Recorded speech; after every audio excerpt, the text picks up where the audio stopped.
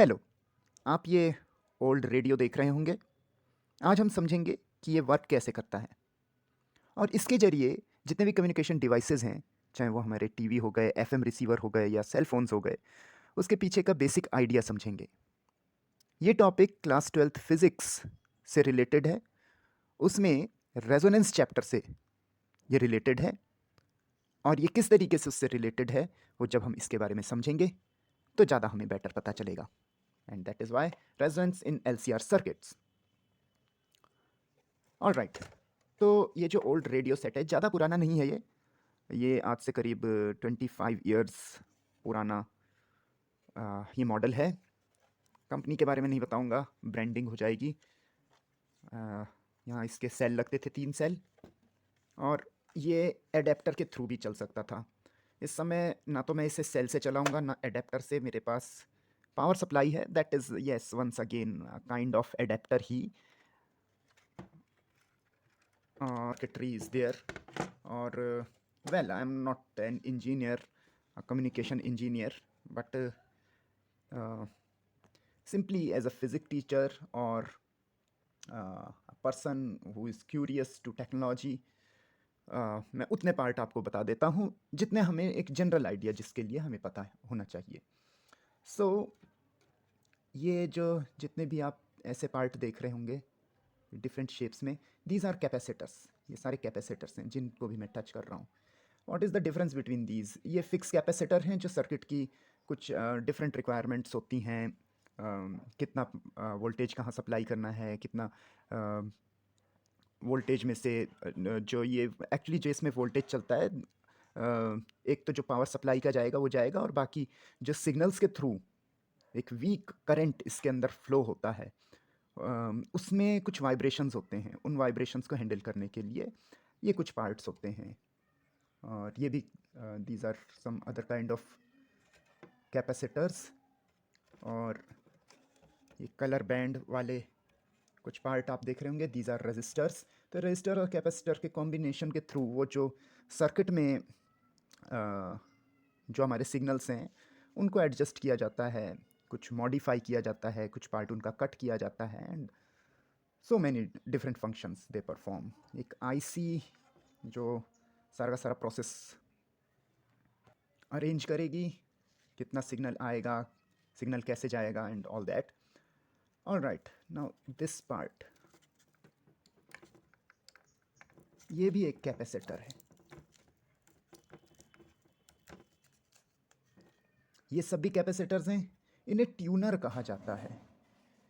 इन्हें ट्यून किया जाता है जिसकी वजह से जो जिस भी जो सिग्नल्स हैं उन्हें अरेंज किया जा सके, उन्हें रिसीव किया जा सके, उन्हें आगे ट्रांसमिट किया जा सके, नॉइज़ अवॉइड किया जा सके। तो there are several other functions these tuners perform. लेकिन जो मेन कैपेसिटर है वो ये है। ये एक कैपेसिटर है। और दूसरा आप ये देख रहे होंगे, ये एक आयरन की रॉड है। देखिए, एक आयरन की रॉड है जिसके ऊपर कॉइलिंग कर रखी है। और खैर हम छोटी क्लासेस से जानते हैं this is an electromagnet then. तो इसमें करंट फ्लो करेगी, ये एक मैग्नेटिक फील्ड प्रोड्यूस करेगा एंड दैट्स ऑल। तो इसका यहाँ क्या काम है? तो actually now topic comes for class 12th physics only. तो ये एक एलसी सर्किट होता है। ये capacitor, this is C capacitor and this is inductor L. अब कई बच्चे होंगे जो कहेंगे इंडक्टर तो आई से स्टार्ट होना चाहिए, बट सिंबल है इसके, इंडक्टेंस के लिए सिंबल होता है L. So this is L, this is C, this is LC circuit. और इस एलसी सर्किट की अपनी एक रेजोनेंस फ्रीक्वेंसी होती है जिसे हम nu naught equal to 1/2 pi root, no sorry ऐसा लिखना पड़ेगा, इससे शो करते हैं।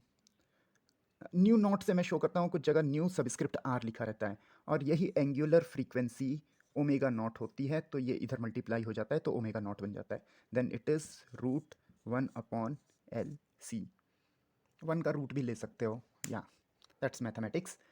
तो इस तरीके से आप ये कह सकते हो कि इस सर्किट के लिए एक पर्टिकुलर फ्रीक्वेंसी है, और एट रेजोनेंस व्हाट हैपन्स, अगर इस फ्रीक्वेंसी का सिग्नल इस सर्किट में फ्लो करता है, इस सर्किट में रिसीव होता है, अब वो रिसीव कैसे होगा? Through antenna. एंटेना के थ्रू वो वेव्स आएंगी और वो इलेक्ट्रिक सिग्नल्स में कन्वर्ट होंगी।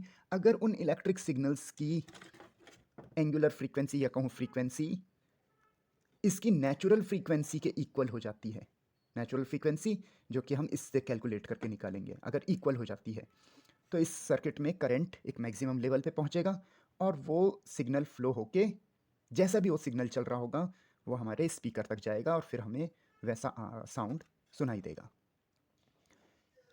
रेजोनेंस पे, एट रेजोनेंस व्हाट हैपन्स, जो सर्किट का इम्पीडेंस होता है Z, वो मिनिमम हो जाता है और वो इक्वल हो जाता है सर्किट के सिंपली रेजिस्टेंस के बराबर, क्योंकि हम जानते हैं कि Z is equal to root of XL minus, oh sorry तो आउट ऑफ व्यू जा रहा है, XL minus XC square plus R square. XL इस इंडक्टर की वजह से होने वाला अपोज, XC इस कैपेसिटर की वजह से होने वाला अपोज। तो इस तरीके से तो आप कहोगे कि यहाँ पे एक ही फ्रीक्वेंसी होनी चाहिए और कोई एक ही चैनल इस सर्किट में रिसीव होना चाहिए, क्योंकि L की भी वैल्यू फिक्स है, C की भी वैल्यू फिक्स है, तो इस तरीके से न्यू नॉट की वैल्यू फिक्स हो जाएगी। तो कोई एक ही वेव, एक ही टाइप की वेव आएगी जो इस सर्किट में फ्लो होगी और उसकी वजह से मैक्सिमम करंट फ्लो होगा और वो सिग्नल हमें स्पीकर पे सुनाई देगा। तो फिर इतने सारे चैनल्स इसमें कैसे आते हैं, इतने सारे बैंड्स पे ये कैसे सेट किया जाता है? So here is the key. ये जो नॉब है, जब मैं इसे मूव करूंगा तो उसके जरिए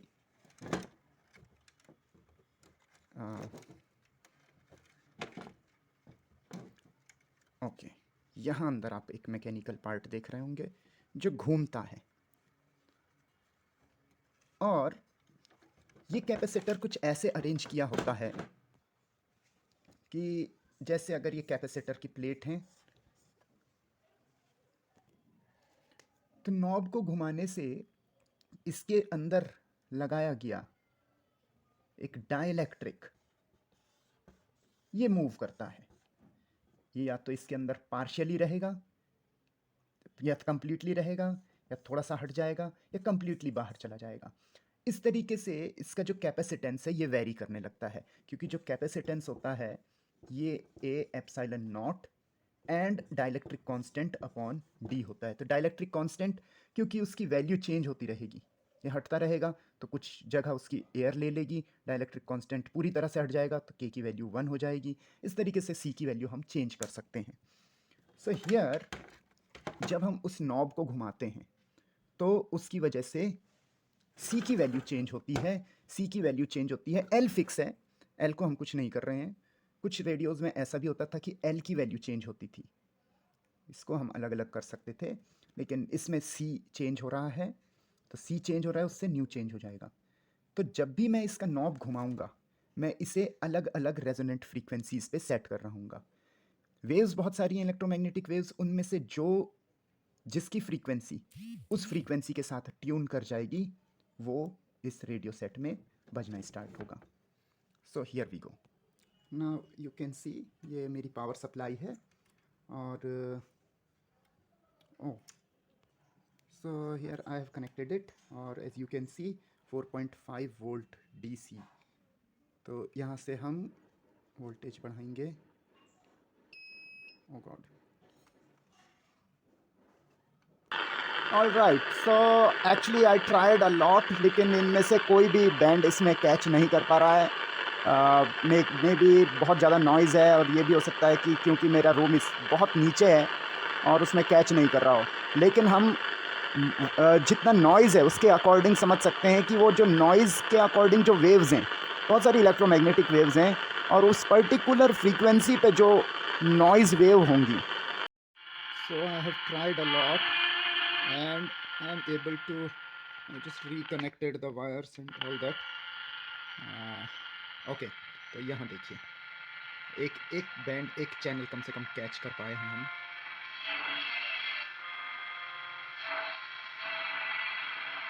एंड यू कैन सी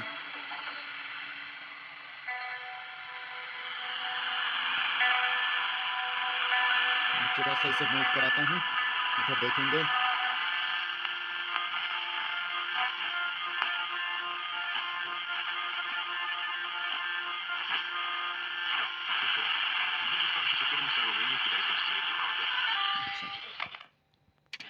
आप साउंड पे ध्यान देना।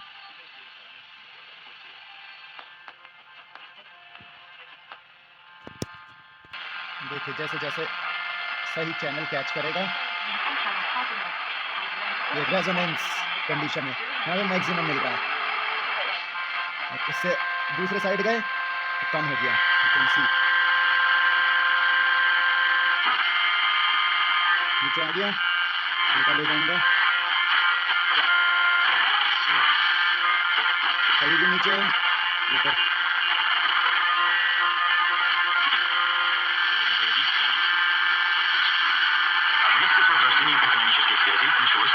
यहाँ मैक्सिमम हो रहा है, इससे ऊपर या नीचे ले जा रहा हूँ तो मैक्सिमम नहीं हो रहा, तब कम हो जा रहा है।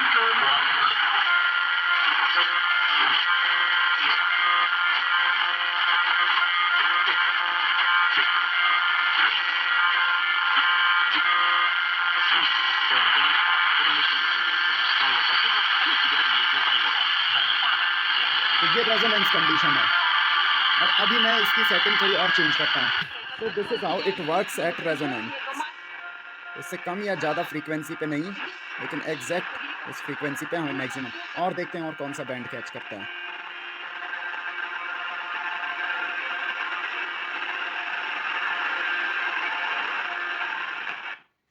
ओह सॉरी, हाँ ठीक है।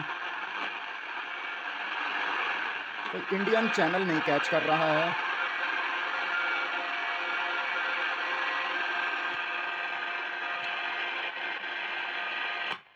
एक्चुअली ये एफएम नहीं है, ये एएम ट्रांसमीटर है। ऑलराइट, एएम ट्रांसमीटर में ये नॉइज़ वैल्यू बहुत ज़्यादा होती थी, इसलिए अब ये धीरे धीरे आउटडेटेड हो चुका है।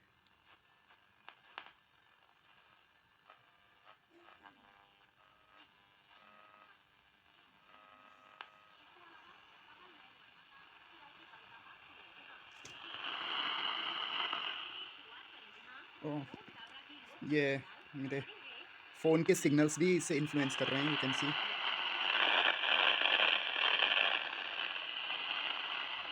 Good example of transmitter and receiver, see. And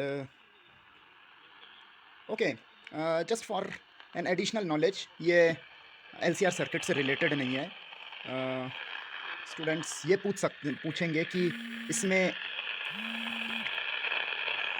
antenna कहाँ है। So here is the antenna.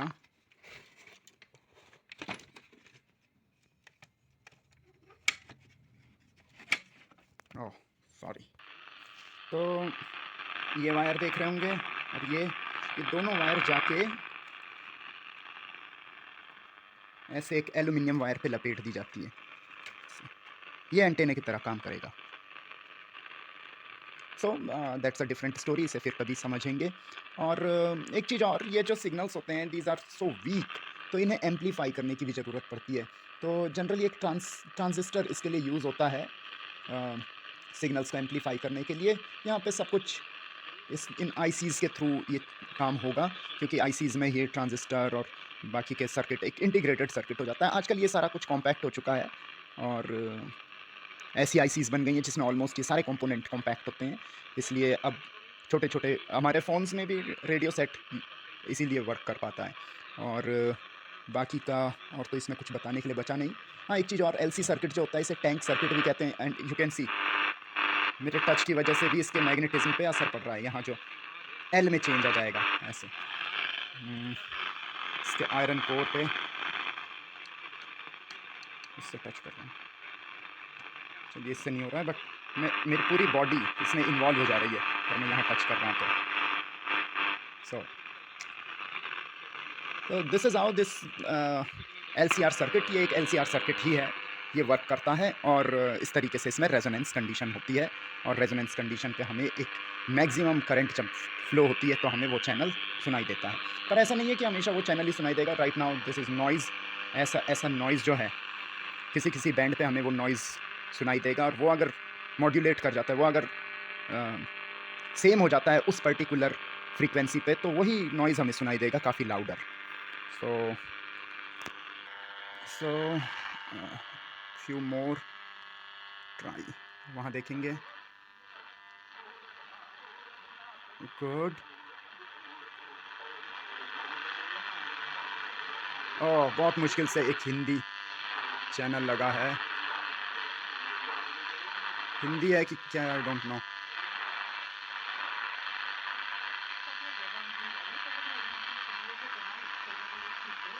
I don't know. अगर आपको ये भाषा समझ में आएगी तो मुझे बताइएगा कमेंट में।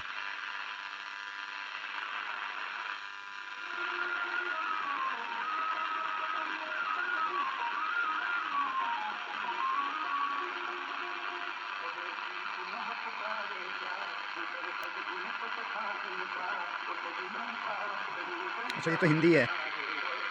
नाइस। चलिए finally, okay, so once again just in a concluding note, this is inductor, this is a variable capacitor ये, और इस वेरिएबल कैपेसिटर को हम इस नॉब से इसका कैपेसिटेंस वेरी करके जो नेचुरल फ्रीक्वेंसी है वो चेंज करते हैं। और जब वो नेचुरल फ्रीक्वेंसी उस ड्राइविंग फ्रीक्वेंसी के इक्वल हो जाती है, जो वेव आ रही है, वेव तो सारी आ रही हैं, पर रिसीव वही हो पाएगी जो उसके साथ, जिसकी फ्रीक्वेंसी इसके नेचुरल फ्रीक्वेंसी के साथ मैच कर जाएगी। ये देखिए मैच कर गई। इस समय नॉइज़ वगैरह इंक्लूडेड है क्योंकि उसकी भी फ्रीक्वेंसी समहाउ मैच कर रही होगी। फॉर मोर डिटेल इसका पूरा मैंने एक वीडियो बनाया है इसकी थ्योरी के लिए, उसे रेफ़र कर लीजिएगा। So that's all for today, और मैं एंजॉय करता हूँ म्यूज़िक। बाय।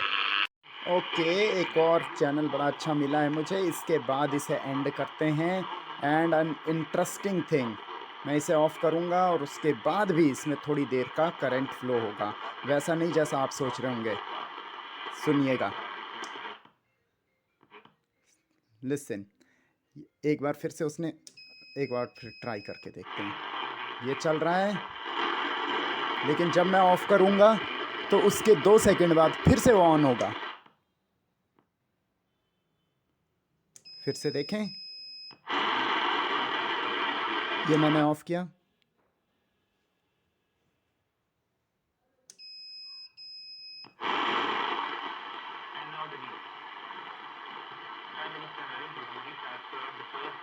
मैंने ऑफ़ किया, ये देखिए वंस अगेन।